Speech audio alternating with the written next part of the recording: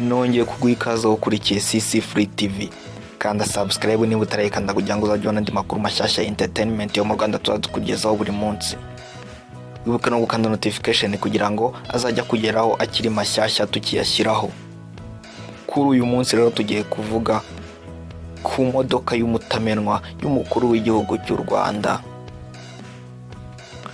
Abenshi mu baperezida bakunda kugenda mu modoka zihenze z'imitamenwa kugira ngo bizere umutekano wabo kubera inshingano zikomeye baba bafite ndetse n'amabanga y'igihugu. Kuri uyu munsi rero tugiye kuvuga ku modoka y'umukuru w'igihugu cy'u Rwanda Paul Kagame. Iyi ni imodoka yitwa Range Rover Sentinel. Iyi ni imodoka ihenze cyane, igura agera mu bihumbi 500 by'idolari. Iyi modoka ni imodoka yihuta cyane. Iyi ni imodoka ya Armored, ni imodoka itaraswa iri anti-bullet.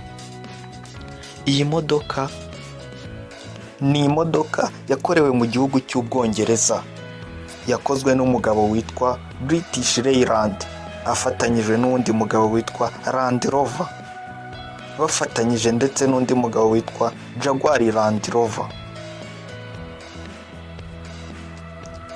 Ni imodoka ifite imiryango 5, ibyicaro 5. Ni imodoka ifite ubushobozi bwo kugenda mu mihanda mibi cyane.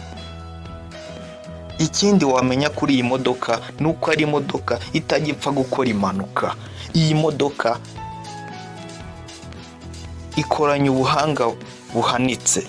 Iyi modoka irimo ikoranabuhanga riri hejuru cyane ku buryo uyitwaye ashobora kuganira nayo, ikamubwira uko umuhanda umeze, ikamuha amakuru yose akeneye.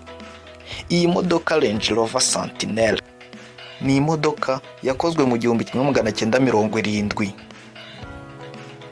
Ngibyo rero ibyo wamenya ku modoka y'umukuru w'igihugu cy'u Rwanda. Nkibutsa ko ibyegeranyo nk'ibi cyangwa se amakuru mashyashya nta handi wayasanga usibye hano kuri CC Free TV. Wowe icyo usabwa no gukanda subscribe ndetse ugakanda na notification kugira ngo azajye kugeraho akiri mashyashya. Njye wumvaga na This is CC Free TV. Ciao.